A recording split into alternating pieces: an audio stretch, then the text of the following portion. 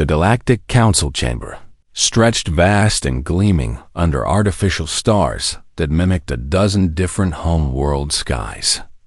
Ambassador Park Ji-woo stood at the presentation platform, her hands steady despite the weight of what this meeting meant for Earth.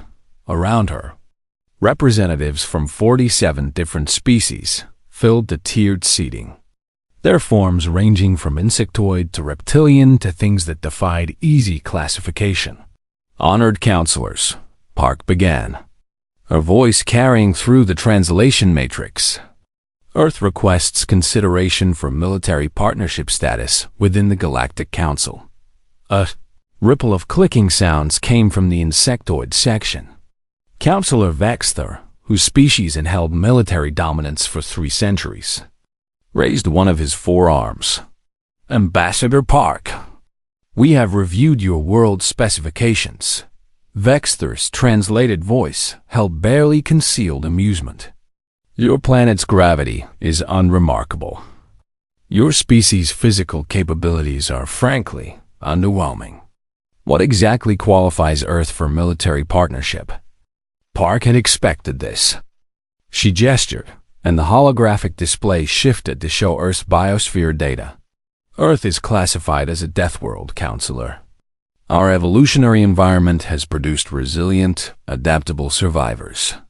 Our predator species demonstrate exceptional. Laughter erupted from multiple sections of the chamber. Predators? A counselor from the Thax Collective, whose homeworld boasted creatures the size of frigates, stood. Ambassador, your largest land predator weighs less than our agricultural livestock. More laughter. Park felt Captain Kan Min-seo tense beside her, but she remained calm. She changed the display to show various Earth predators: lions, tigers, bears, sharks. Impressive for a garden world, Vexter said dismissively, but hardly relevant to modern warfare. Size matters, Ambassador. Strength matters. Your species evolved from small primates.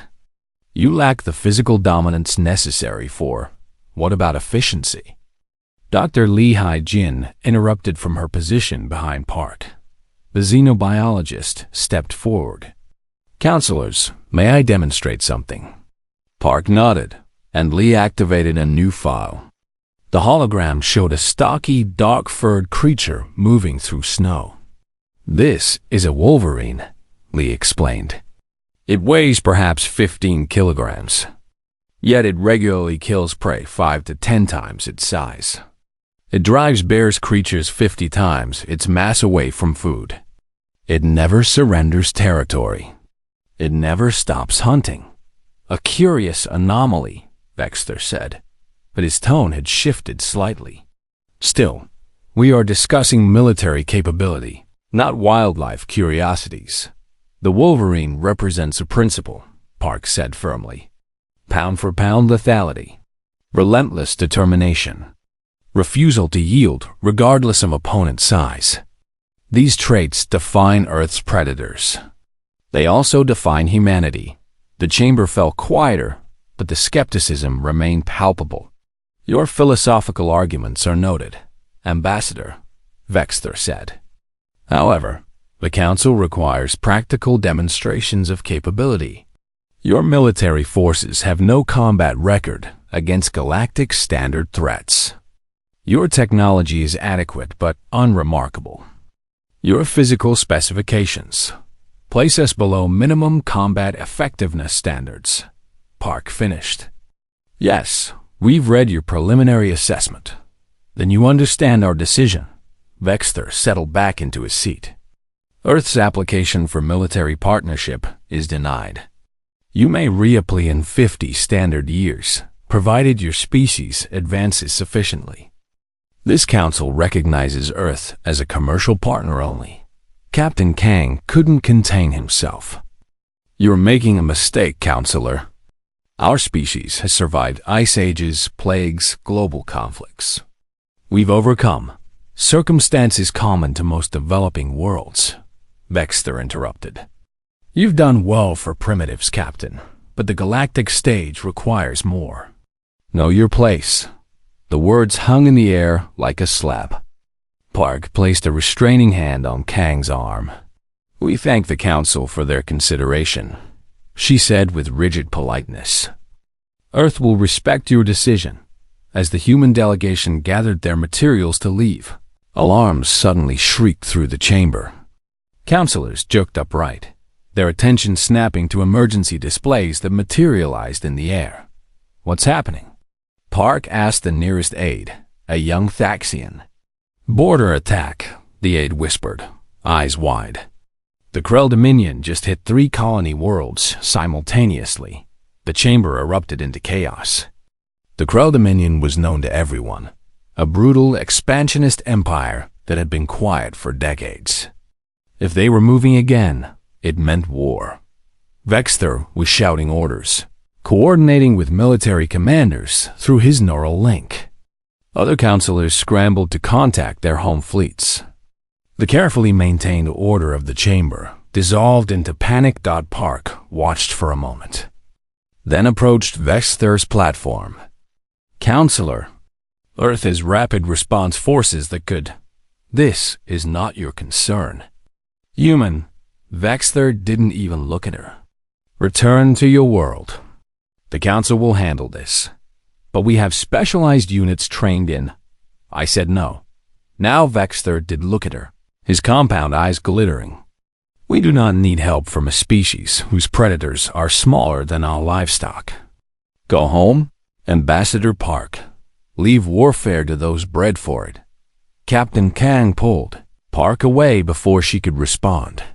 Dr. Lee followed them toward the exit, her face tight with anger. "Arrogant fools," Kang muttered. "They're going to get slaughtered." "Perhaps," Park said quietly, watching the continued chaos. "Or perhaps they'll succeed and prove themselves right about us. And if they don't succeed," Lee asked. Park's expression hardened. "Then they'll learn what we tried to tell them. That size isn't everything. That Earth's predators are dangerous precisely because they don't quit." They left the chamber as more alarms sounded. Behind them, the Galactic Council mobilized for war, confident in their superior strength and numbers. They had fought wars for millennia. They had warriors bred specifically for combat. They had technology refined over thousands of years. What they didn't have was experience with an enemy that truly wouldn't stop. What they didn't understand was the principle the Wolverine embodied. The trait that made it so dangerous despite its size. They didn't understand. Persistence. They would learn. The human delegation shuttle lifted from the council station 3 hours later. Park sat in silence, reviewing reports of the Krell attacks. The enemy was moving fast, using overwhelming numbers and brutal efficiency. Council forces were scrambling to respond. "Ma'am," Kang said from the pilot's seat, "are we really just going home?" Park looked up from her datapad. In the reflection of the viewport, she could see Earth in the distance, a blue marble that had spawned humanity and countless predators that should have been too small, too weak to survive. But they had survived. They had thrived. They had conquered a harsh world through sheer refusal to give up. "No, Captain," Park said softly. "We're going to prepare. Because when they finally realize they need us, we're going to show them exactly what Earth's predators can do." She pulled up a file on her datapad. Military readiness. Reports for a specialized unit that had trained for years in the harshest environments Earth offered. A unit whose soldiers studied the Wolverine's tactics, adopted its mentality, embodied its spirit. A unit called the Wolverine Corps. "Get me Commander Choi," Park ordered. "Tell him to ready his people. I suspect we'll be receiving a call soon." Outside the viewport, the stars gleamed cold and indifferent. Somewhere out there, the Krell Dominion was advancing. And somewhere on Earth, soldiers who had learned from the galaxy's most relentless predators were preparing to show the universe what true persistence meant. 3 weeks had passed since the Galactic Council rejected Earth's military partnership application. 3 weeks since the Krell Dominion launched their invasion. 3 weeks of watching Council forces fall back, system after system, against an enemy that seemed unstoppable. Commander Choi Sung-ho stood in the briefing room of the UHN's Tenacity, watching the tactical display with the same expression he'd worn during Arctic survival training. Calm, focused, measuring. Around him, his officers studied the same data, their faces showing similar intensity. "They're getting hammered," Lieutenant Kim Soo-jin said, pointing to the latest battle reports. "The Council lost another 2 systems yesterday. The Krell are using pure overwhelming force. Standard doctrine for them," Choi replied. "Hit hard, advance fast, leave occupation forces to hold what they take. Their frontline troops are elite, but their garrison forces are less experienced. Sounds like an opportunity," said Sergeant Han Jae-sung from his position by the environmental controls. The man was checking seals on his Arctic-rated gear, despite being in a climate-controlled ship. Old habits from training in Earth's harshest regions never died. The door hissed open. Ambassador Park Ji-woo entered, and every soldier in the room came to attention. "At ease," Park said, moving to the display. "I just received communication from the Galactic Council. They're requesting Earth's assistance." A murmur ran through the assembled Wolverine Corps officers. "Requesting or demanding?" Choi asked. "Requesting." Park pulled up a message. Vexter himself sent it. The language was significantly more humble than 3 weeks ago. "How bad is it for them?" "Bad enough that they're willing to accept help from humans." Park's expression was neutral. "They've lost 17 colony worlds. Their casualty rates are catastrophic. The Krell are better trained and more ruthless than Council intelligence predicted." Choi nodded slowly. "What are they asking for?" "Military support units. They expect us to provide standard infantry to reinforce their defensive lines. Cannon fodder," Kim said flatly. "Probably," Park agreed. "But it's our chance to prove what we tried to tell them." "What did you tell them we'd send?" Choi asked. Park smiled thinly. "I told them Earth would deploy specialized forces suited to unconventional operations. I didn't specify what kind. The Wolverine Corps. All 4 battalions, if you're willing." Park looked at each officer in turn. "This is voluntary, Commander. I won't order Earth soldiers into a fight where we're expected to fail." Choi glanced at his team. Kim nodded immediately. Han grinned. The other officers showed similar enthusiasm. "Ma'am, with respect, we've been training for this since the Corps was founded," Choi said. "We've studied every predator on Earth. We've survived conditions that would kill most species in the galaxy. We've learned from the Wolverine. Never quit, never surrender, never stop hunting. Then you're accepting?" "We're going to show them what humans learn from living on a death world," Choi said. "We're going to show them what real persistence looks like." The deployment took 48 hours. The Council provided transport, but their quartermasters looked confused when the Wolverine Corps arrived with their equipment. "Where are your heavy weapons?" asked the Thaxian logistics officer, staring at the humans' gear. "Your armor plating? Your siege equipment?" "Don't need it," Kim replied cheerfully, adjusting the straps on her lightweight combat rig. "We're not here for siege warfare." "Then what? We hunt." Han interrupted, hefting a pack that should have been too heavy for someone his size, but which he carried with practiced ease. "We track. We pursue. We never stop." The logistics officer looked at Captain Kang, who had accompanied the Corps as military liaison. "I don't understand," the Thaxian said. "These supplies, this equipment, this is for endurance operations, not combat." "Exactly," Kang said. "You'll understand soon enough." They assigned the Wolverine Corps to Talos 4, a recently occupied world where Krell garrison forces had dug in after their frontline troops advanced deeper into Council territory. Council Command considered it a lost cause. The garrison was too strong to dislodge without massive casualties. Perfect, Choi said when he reviewed the tactical data. A static enemy in unfamiliar terrain. They also assigned an observer, Officer Then, a reptilian from a species known for their military prowess.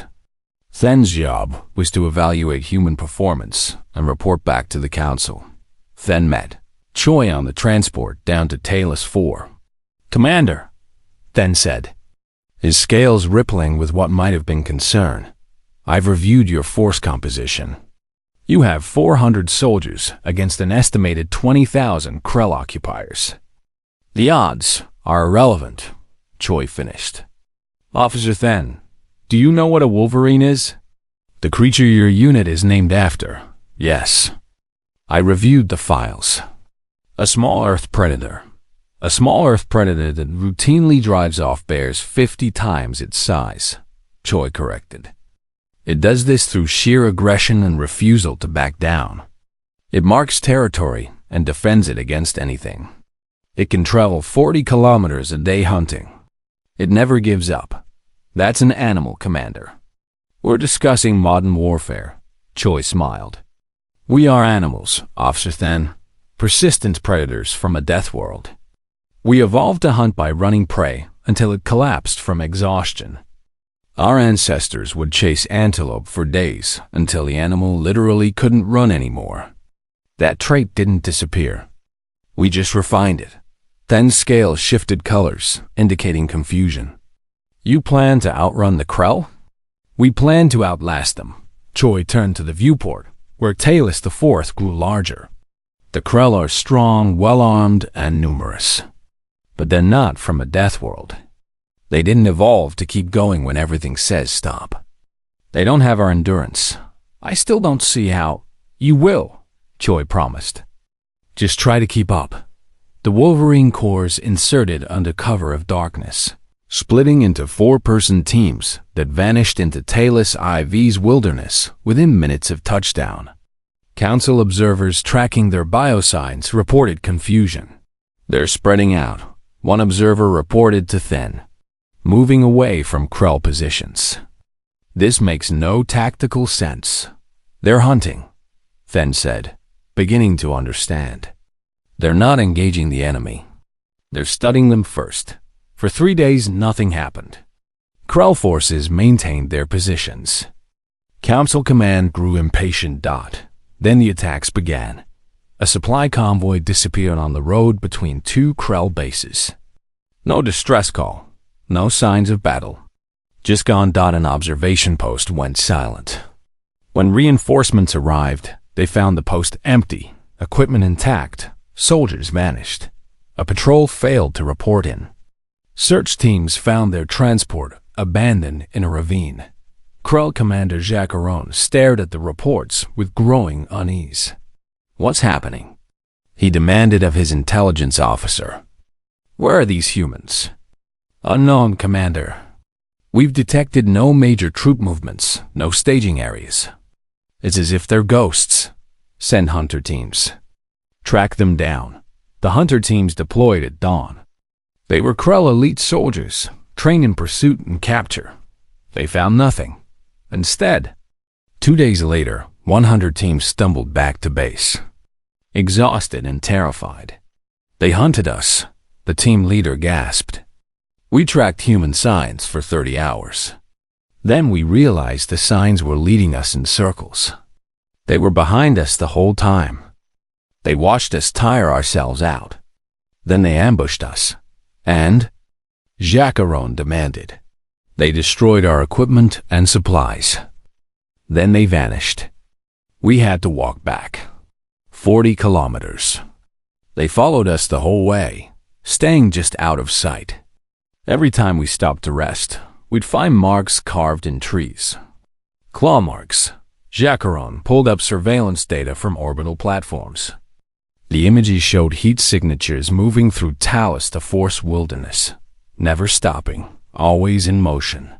Small groups that appeared, struck, and disappeared. How long have they been moving? Continuously, Commander. For 6 days straight, They don't stop. Impossible. No species can operate for 6 days without rest.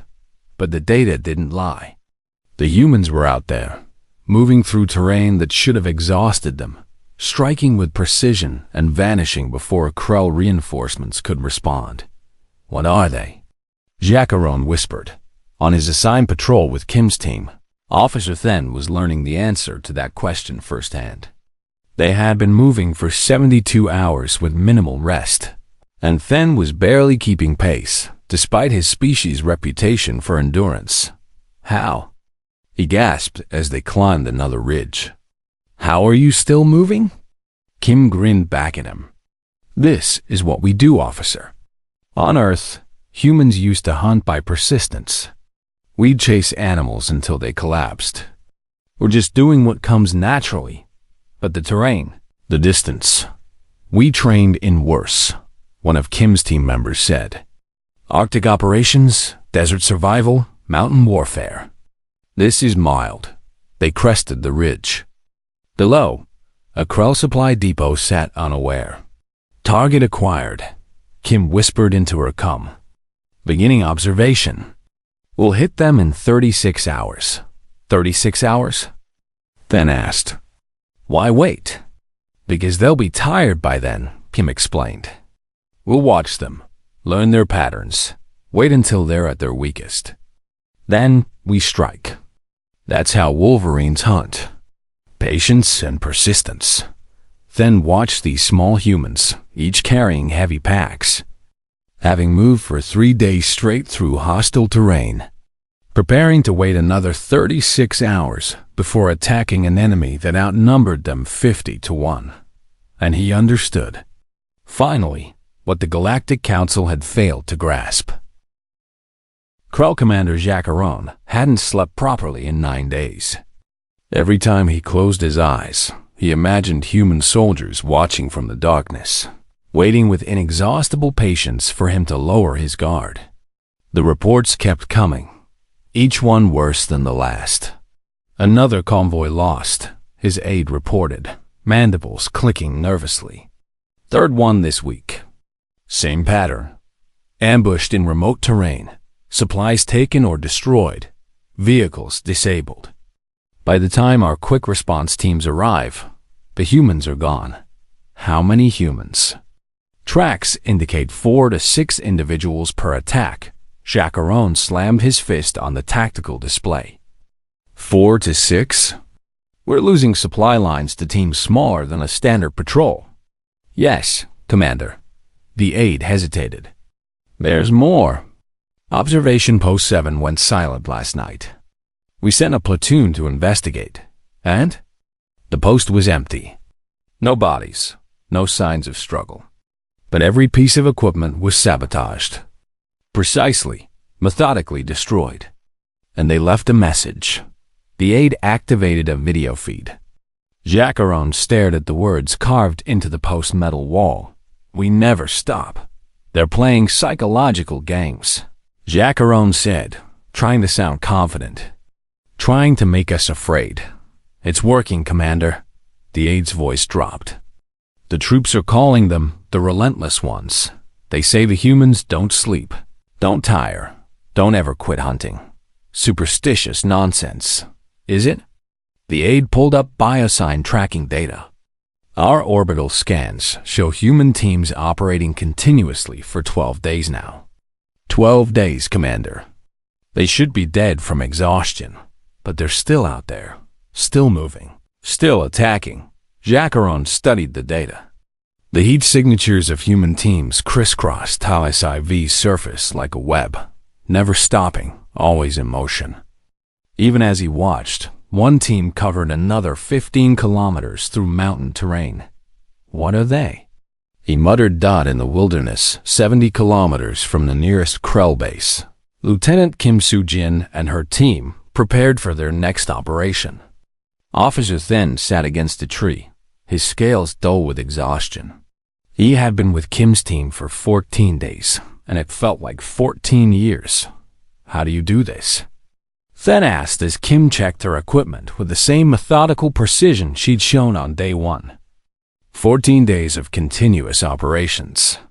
My species is renowned for endurance, but I can barely function. You act like this is normal, Kim smiled. It is normal. For us, anyway. She gestured to her team, who were eating rations and reviewing maps. We trained for this. Arctic missions where we move for weeks at a time. Desert operations where stopping meant dying. We learned from Earth's persistent predators. The wolverines, Fenn said. He'd heard the comparison a dozen times now. And others. Wolves that track prey for days. African wild dogs that chase until their target collapses. Humans, Kim sat beside him. Officer Fenn, do you know how our ancestors hunted before we had weapons? No, persistence hunting. We'd find an antelope or deer in the heat of the day. Then we'd chase it. The animal would run, fast and far, but it would have to stop to cool down. We wouldn't. We'd keep jogging after it, hour after hour. The animal would run again, stop again. We'd keep coming. Eventually, after hours or even days, the animal would be so exhausted it couldn't run anymore. Then we'd walk up and kill it. That's horrifying, Fenn said quietly. That's survival on a death world, Kim corrected. Earth made us into endurance specialists. We sweat to cool down while moving. We can digest calories on the move. We can shut down non-essential functions and keep going when any sane creature would collapse. It's not magic, Officer Fenn. It's evolution. She stood, shouldering her pack. And now we're hunting the crow the same way our ancestors hunted antelope, relentlessly, without stopping. Until they break. Target is moving, one of Kim's scouts reported. Krell Patrol, 20 soldiers, heading northwest. Kim checked her tactical display. They're rotating to the garrison at Hill 347. That puts them in the Broken Valley Pass around sunset. Perfect ambush terrain. Her second-in-command noted. Too obvious. They'll be watching for it. Kim studied the map. We'll let them pass through. Then we'll follow them. For 3 days? 3 days? Fenn stood. Why follow for 3 days without engaging? Because after 3 days of knowing we're behind them, never stopping, never giving up, they'll be exhausted and terrified. Kim explained. Fear is as useful as bullets, Officer Fenn. Maybe more useful. She was right. The Krell Patrol detected human pursuers on the second day.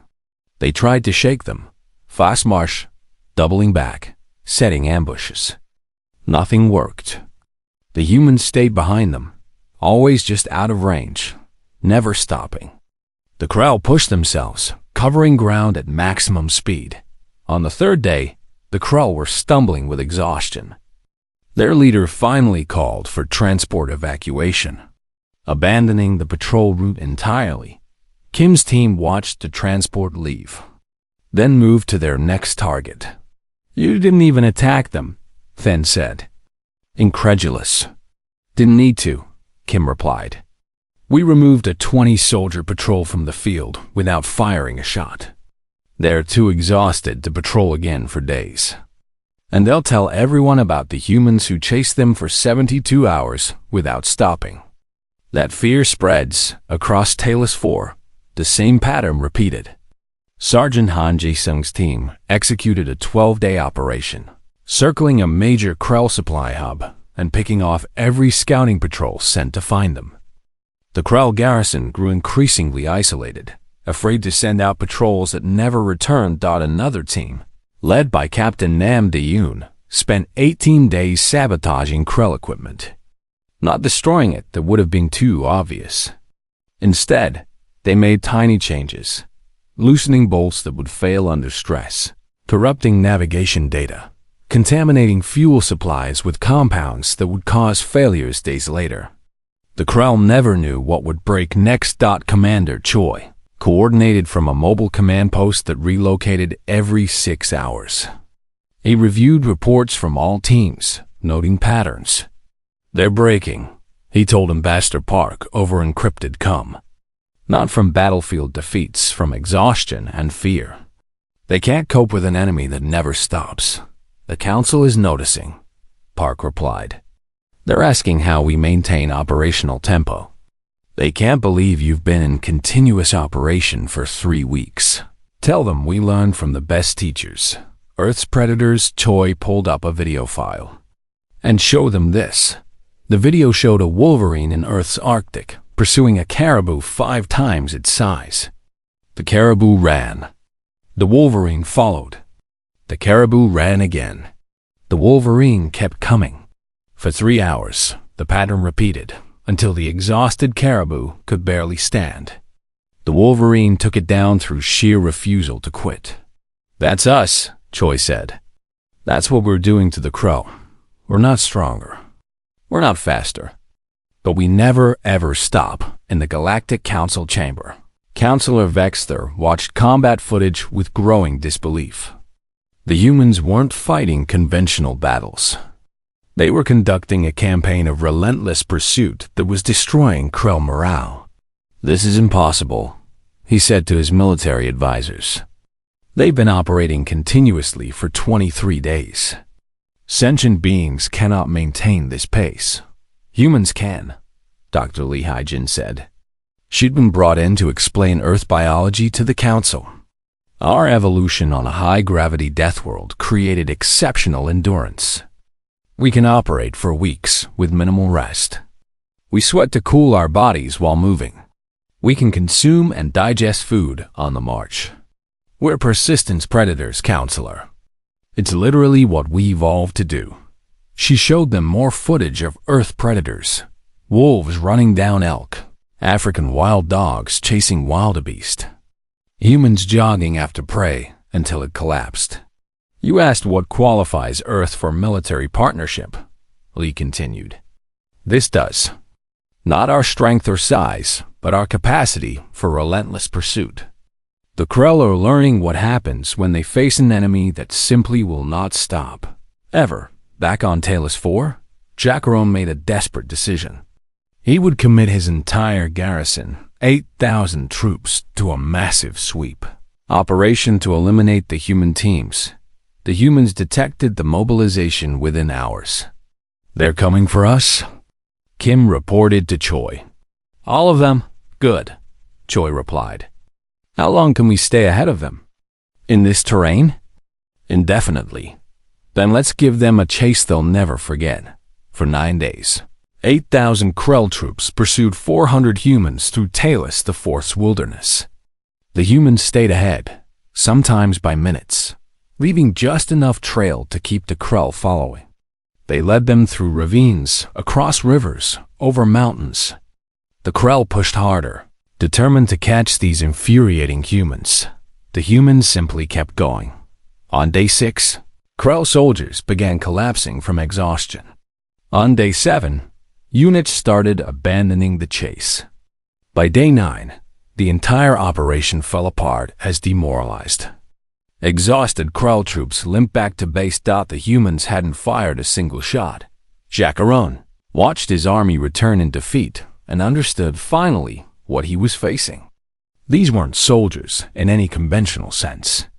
They were hunters, predators, and they had turned his entire garrison into prey. That night, he sent a message to Krell High Command. Request immediate withdrawal from Talos 4. Enemy forces have broken our operational capability through sustained psychological warfare. Recommend designating humans as Category 7 threat. Persistence predators. He attached one image. A wolverine, teeth bared, standing over prey 10 times its size. 6 weeks into the Talos the Fourth deployment, Krell High Command was receiving reports that made no tactical sense. A garrison of 20,000 troops was being systematically destroyed, not through combat, but through complete psychological collapse. Explain this, High Commander Krellex demanded, reviewing the casualty reports. We've lost fewer than 200 soldiers to direct combat, but nearly 3,000 have been evacuated for psychological trauma. Another 5,000 are combat ineffective due to exhaustion. What's happening down there? Jacqueron appeared via holographic link, and Krellex barely recognized him. The commander looked haggard, his carapace dull, his movements jerky with fatigue. "The humans, sir," Jacqueron said simply. "They're destroying us without fighting. That's impossible." "I thought so too." Jacqueron pulled up tactical data. But watch this. The hologram showed time-lapse surveillance of Talos 4 over 42 days. Krell positions appeared in red, slowly dimming and winking out. Human team signatures appeared in blue, constant streams of movement that never stopped, never slowed, circling Krell positions like sharks around wounded prey. "They never rest," Jacqueron continued. "Every time we send out patrols, the humans track them. Every time we try to resupply, they ambush the convoys. Every time we attempt to sleep, they attack. Not major assaults, just enough to keep us awake, keep us afraid, keep us exhausted, then eliminate them. We've tried." Jacqueron's voice cracked slightly. "We sent hunter teams, the humans hunted them instead.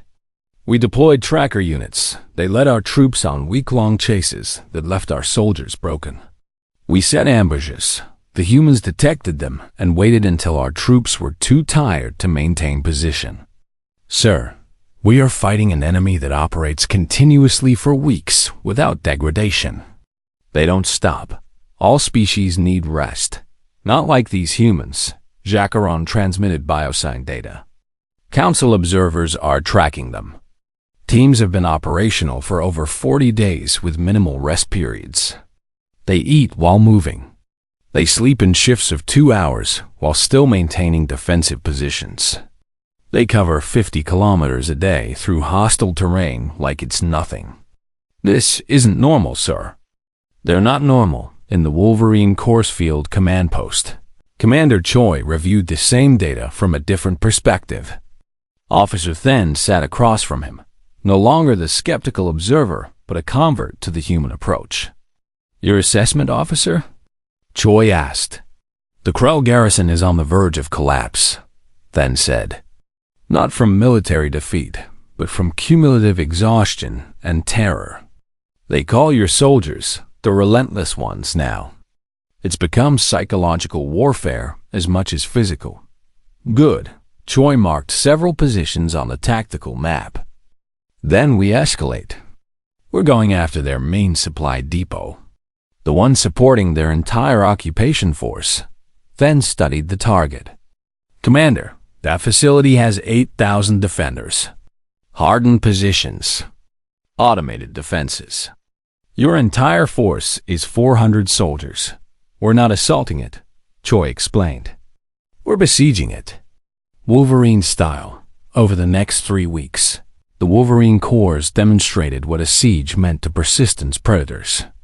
They didn't surround the depot or cut it off. That would have required numbers they didn't have. Instead, they made it too expensive to operate. Supply runs to the depot came under constant harassment. Not full attacks, just enough to make every convoy a nightmare. Convoys would be tracked for days, attacked at the worst possible moments, then pursued even after they reached the depot. Krell drivers began refusing assignments. Patrol routes around the depot became death traps. Not because the humans killed every patrol, but because they chased them.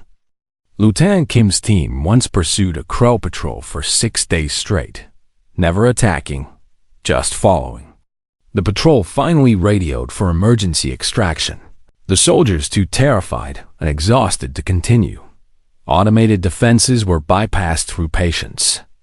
Sergeant Han Jae-sung's team spent 12 days mapping sensor patterns, then another 8 days testing responses. They eventually created paths through the defense network that took 20 hours to traverse, requiring absolute precision and timing. They used these paths not to attack, but to prove they could enter the depot perimeter whenever they wanted. The psychological impact on the defenders was devastating. "They're inside the wire," one Krell defender reported to his commander. "We found markers. Human markers. They were here, inside our defenses, and we never detected them. When? We don't know. Could have been last night. Could have been last week. They don't leave traces except when they want us to know they were here. The depot commander increased patrols, which exhausted his troops further. He activated more defenses, which depleted power reserves. He requested more supplies, which meant more convoys for the humans to hunt. The siege consumed resources without a single major battle. In orbit. The council observers watched in fascination and horror. Ambassador Park had joined them to witness the operation. "This is remarkable," one observer said, "and terrifying. Your soldiers have been operating for 63 days with only minimal rest." "How? We're persistence predators," Park replied. "Earth's evolution made us this way. When you grow up on a world where stopping means dying, you learn not to stop." She showed them footage from Earth. Endurance runners covering hundreds of kilometers in single runs. Soldiers training in conditions that would kill most species. Humans surviving in environments that were actively hostile to life. "The Krell are strong," Park continued, "but they're not from a death world. They don't have our endurance. They've never faced an enemy that simply refuses to quit, no matter what. Down on Talos 4, the depot was dying. Not from damage, but from dysfunction. Soldiers were too exhausted to maintain equipment. Officers were making mistakes from sleep deprivation. Supply levels dropped as convoys failed to arrive. Morale collapsed as troops realized the humans would never stop. Never leave, never quit hunting them. After 21 days of siege, the depot commander sent a message to Jacqueron. Request permission to abandon facility. Garrison combat effectiveness below 20%. Troops are broken, sir. Not beaten in battle, just broken. They can't take it anymore. Jacqueron authorized the withdrawal. He had no choice. When Krell forces evacuated the depot, Wolverine Corps teams watched from the surrounding hills. They didn't attack the retreating convoy. They didn't need to. "Sir," one of Kim's soldiers asked, "why are we letting them go?" "Because they're already defeated," Kim replied. "Look at them." Through their scopes, they watched Krell's soldiers stumbling onto transports, their movements sluggish with exhaustion and defeat. These were troops who had entered Talos 4 as a confident occupation force. Now they fled like prey running from predators. "They'll spread the word," Kim continued. "They'll tell every Krell unit they encounter about the humans who never stop. That fear will do more damage than bullets ever could." She was right. Within days, reports from across the front lines indicated Krell forces were withdrawing from Council territories. Not because they were losing battles, but because word had spread. The humans were coming. The relentless ones. The predators that never stopped. High Commander Krellax watched his invasion collapse and understood that he had made a fundamental miscalculation.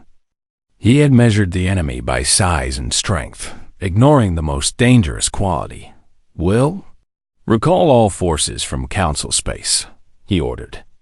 "Designate humanity as persistence predator threat level. All units are to avoid engagement with human forces unless absolutely necessary." "Sir?" his aide asked, confused. "We haven't lost any major battles. We still outnumber them 1,000 to 1. Numbers don't matter against an enemy that won't stop," Krellax replied. "The humans prove that. They'll chase us forever, harass us endlessly, give us no rest and no peace. We cannot win a war against an enemy that refuses to quit, no matter the cost." He looked at the tactical display showing human team movements on Talos 4.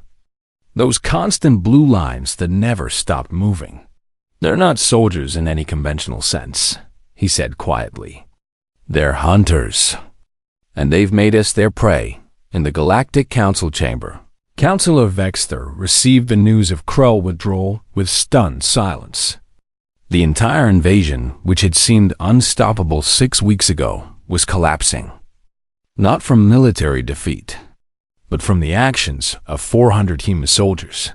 400 soldiers who had broken an army of tens of thousands through sheer refusal to stop. "Bring me Ambassador Park," Vexter ordered. "And Commander Choi. I believe we owe them an apology on Talos 4. Commander Choi stood on a hill overlooking the abandoned Krell depot.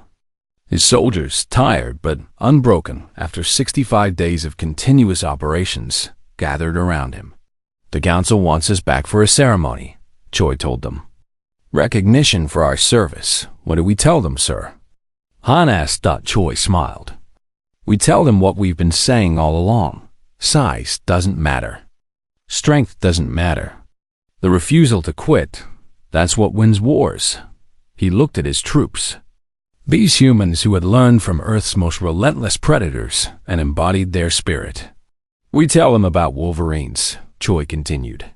"How a 15-kilogram animal drives off bears, defends its territory against anything, never surrenders no matter the odds. We tell them that's not just an animal trait, it's a human trait.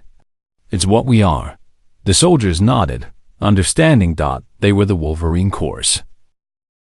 3 months after the Krell withdrawal, the Galactic Council chamber looked very different than the day Earth had requested military partnership. The same tiered seating, the same artificial stars overhead, but the atmosphere had changed completely. Where there had been mockery and dismissal, there was now silence and respect. Ambassador Park Ji-woo stood at the presentation platform again, but this time she wasn't alone.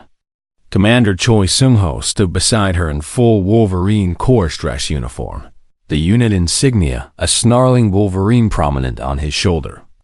Behind them, Lieutenant Kim Soo-jin and Sergeant Han Jae-sung represented the 400 soldiers who had changed galactic military doctrine forever. "Counselor." Vexter rose to speak, his movements careful and deliberate.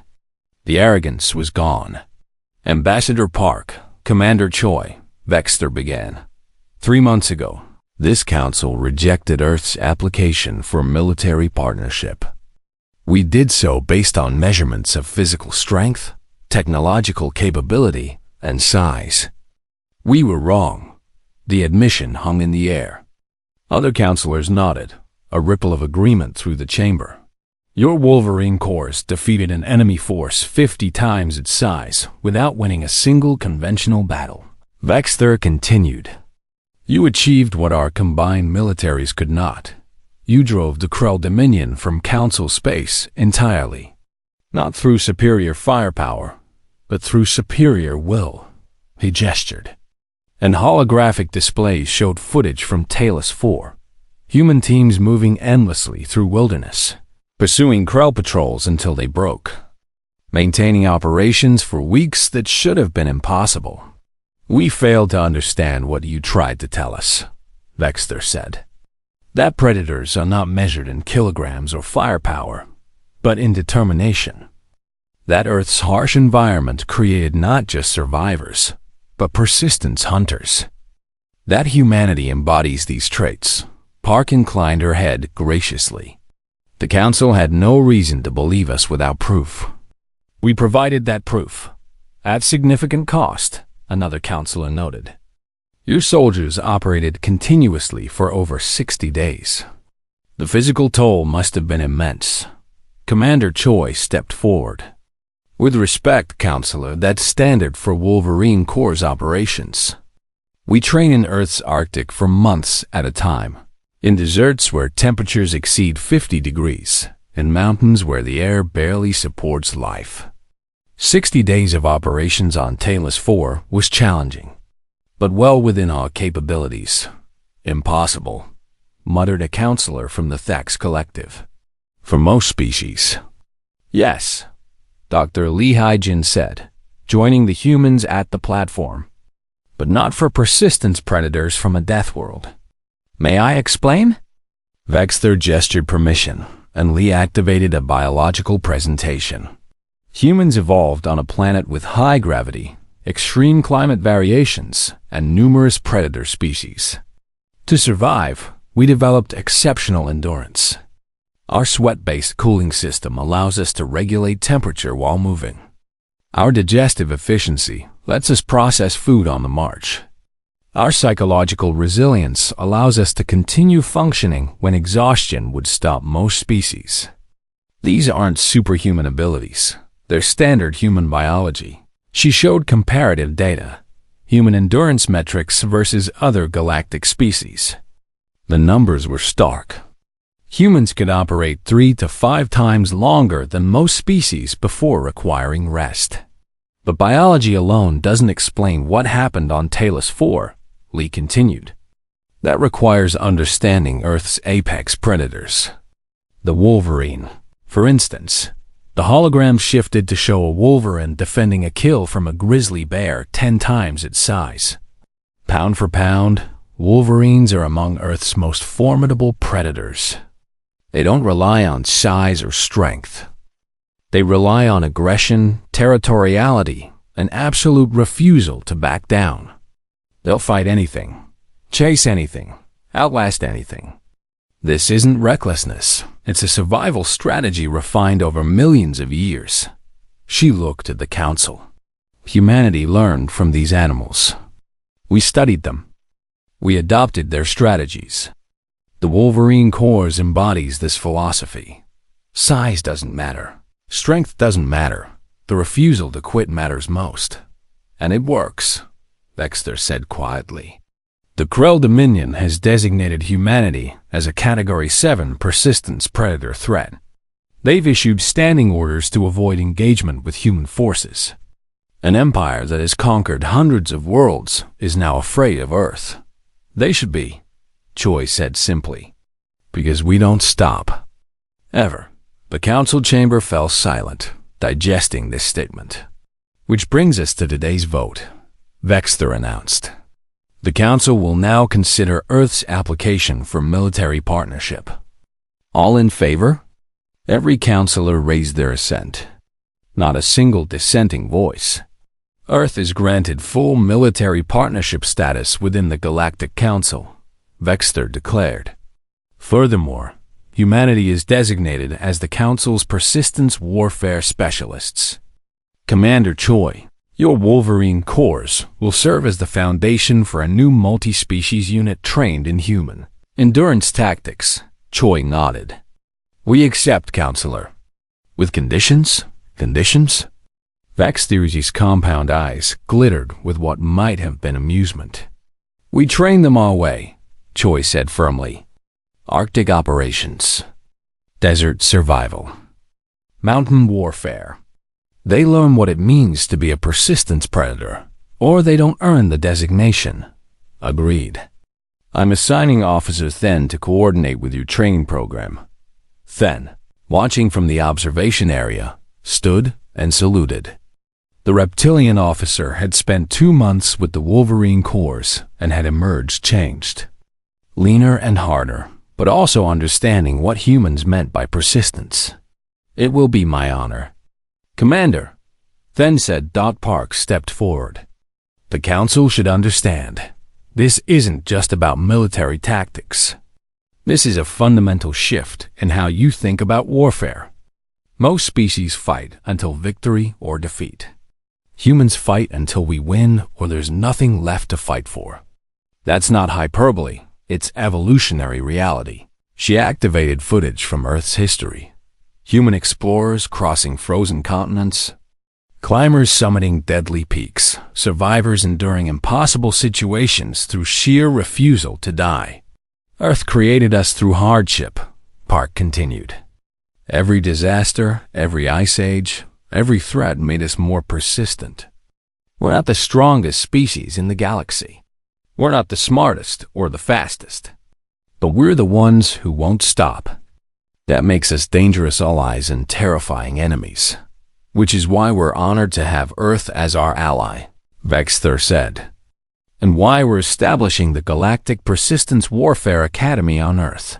Your world, your environment, will train the next generation of multi-species endurance warriors. 3 years later, the Academy had graduated its first class. Commander Choi stood on a glacial field in Earth's Arctic. watching mixed species teams complete their final qualification. A 2-week endurance march across some of Earth's harshest terrain. Lieutenant Kim supervised from a mobile command post, tracking the team's progress. The Thaxian team just completed the mountain segment, she reported. They're exhausted but functional. The Vrax team is struggling. Their biology isn't suited for cold, but they're adapting. The mixed human Then team is ahead of schedule, Choi smiled. How's Then doing? Leading from the front, sir. He's become almost as stubborn as we are. Officer Then had indeed transformed. After his time with the Wolverine Corps, he'd volunteered to be the first non-human to complete the full training program. It had nearly broken him, but he'd succeeded. Now he taught other species what he'd learned. That persistence mattered more than power. The graduation ceremony took place on a windswept plateau. 47 graduates from 12 different species stood at attention.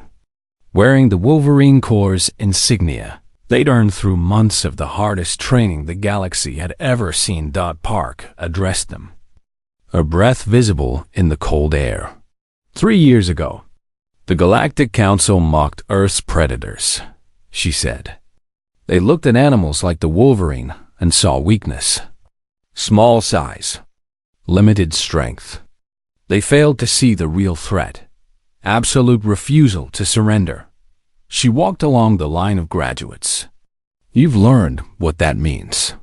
You've operated in temperatures that would kill most species. You've marched for weeks through terrain designed to break you. You've discovered that your body's limits are far beyond what you thought possible. You've learned to persist.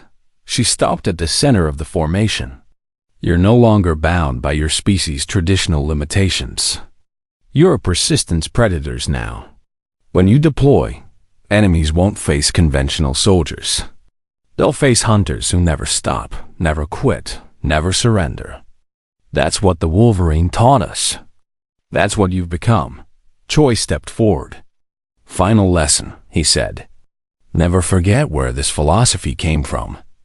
Earth's predators survived, not by being the biggest or strongest, but by refusing to give up. The Wolverine drives off bears. The human chases prey until it collapses.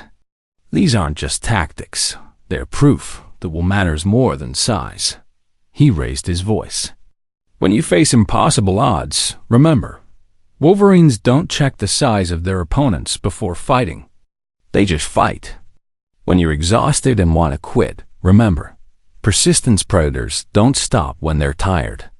They stop when they win. That's who you are now. That's what the galaxy learned to fear.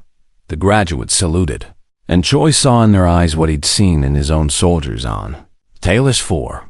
The understanding that they were no longer ordinary troops. They were something new. Something